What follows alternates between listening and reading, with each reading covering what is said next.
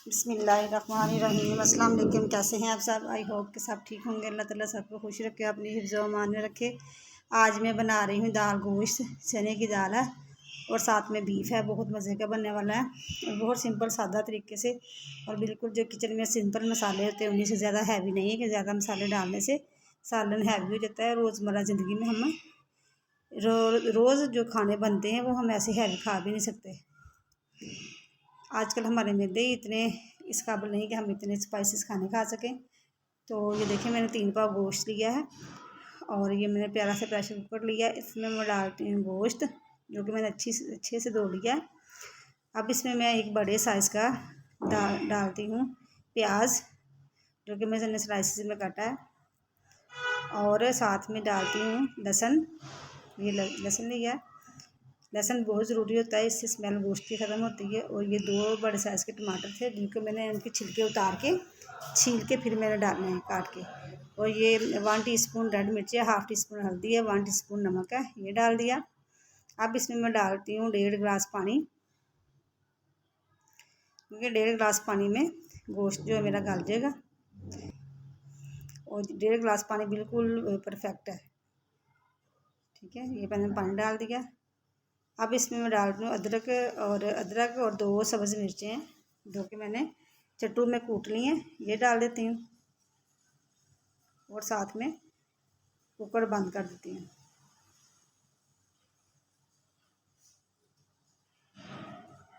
Cooker बंद करके तो मैं इसको तकरीबन 15 से 20 मिनट के लिए रखूँगी। क्योंकि बीफ है और फ्रिज में पड़ा हुआ था। जो फ्रिज में पड़ा हुआ गोश्त होता है वो 5-7 मिनट गलने में ज़्यादा ही टाइम लेता है। और दूसरी तरफ ये मैंने लिए दाल, चने की दाल, 1 पाव दाल ली है। इसको मैंने भिगो के अच्छे से धो लिया है। अब इसको मैं अलग बर्तन में डाल के तो इसको मैं बॉयल कर लेती हूँ, ठीक है। अगर मैं इसको बॉयल करूँगी, गोश्त के साथ करूँगी, तो उसमें ना कच्चेपन की ना स्मेल आएगी, गोश्त की स्मेल आएगी। इसलिए दाल को मैं अलग से बॉयल कर लूँगी।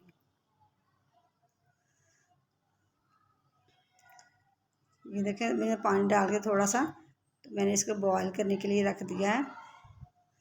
दाल को मैं बॉयल करूँगी तकरीबन 95%। उस तक गोश्त जो है वो गल चुका है। देखिए बिल्कुल पानी परफेक्ट था। तो इसको मैं अब कढ़ाई में कन्वर्ट करती हूँ। दूसरी तरफ जो दाल थी वो भी गल चुकी है। जितनी मुझे गली हुई चाहिए थी उतनी ही गली है। बिल्कुल पानी बनाना कि वो बिल्कुल घुली जाए। ये कढ़ाई में मैंने गोश्त डाल लिया। तो कढ़ाई में ये होता है कि वीडियो भी बनानी आसान होती है, ऊपर से कैमरे का जो ऊपर से पड़ता है ना वो इजीली पड़ता है, और कुकर के अंदर से वो लेना ना पिक लेना मुश्किल लगती है। तो ये मैंने आधा कप मैंने देसी घी डाला है। देसी घी में गोश्त बहुत मज़े का बनता है, दाल गोश्त भी बहुत टेस्टी बनता है। ये मैंने डाल लिया। ये देखो, इसको मैंने 4 से 5 मिनट के लिए अच्छे से भूनूंगी, ताकि इसका जो मसाला है ना वो अच्छे से मैश हो जाए। गला तो हुआ है प्रेशर कुकर में, लेकिन इस तरह भूनने से मसाला तो अच्छे से मैश हो जाता है और टेस्ट भी बहुत अच्छा होता है। ये बोटी जो है बिल्कुल गली हुई है, ठीक है। गोश्त को जब भी भुने तो हल्की आंच पे भुने, तेज़ आंच पे नहीं भूनना चाहिए।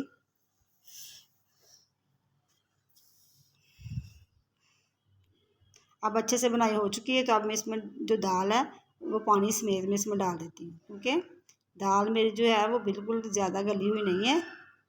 थोड़ा एक कनी इसमें है, एक कनी कच्ची है, ठीक है।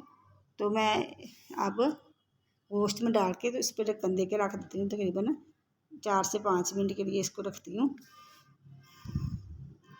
ये देखें 4 से 5 मिनट हो चुके हैं और मेरी दाल बिल्कुल तैयार, जैसी मुझे चाहिए, मुझे हल्की हल्की पतली सी चाहिए, तो वैसी ही दाल तैयार हुई है, बहुत मज़े की।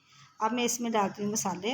इसमें कुटा हुआ ज़ीरा, कुटा हुआ सूखा धनिया, थोड़ी सी काली मिर्चें, 1/2 टीस्पून वो डाल दी मैंने। और साथ में अब डालती हूँ सब्ज़ धनिया, जो कि मैंने अच्छे से धो के काट के तो डाल लिया। ये डाल दिया। इसको करते हैं अच्छे से मिक्स और इसकी करते हैं फाइनल लुक।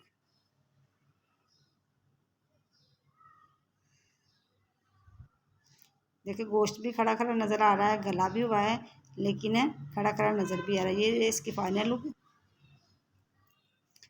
इसी दौरान अगर आप मेरे चैनल पे नए हैं तो प्लीज़ लाइक करें, सब्सक्राइब करें और फैमिली फ्रेंड्स में शेयर करें और मुझे बताया करें कि आपको मेरी रेसिपीज़ कैसी लगती हैं।